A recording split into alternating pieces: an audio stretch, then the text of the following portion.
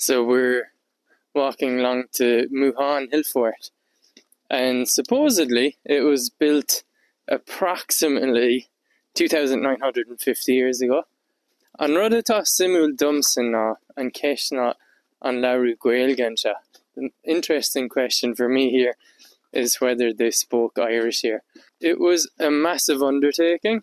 There are 3 ramparts, or essentially walls, that encircle the hillside that's looking out into the landscape of County Clare. And at the time it was this imposing structure that you could see across the land. Local chieftain had it built. And from what I've read from the official source, it probably took about 10 years to build. Massive undertaking. And we have these cashels inside the Mooghaun as well.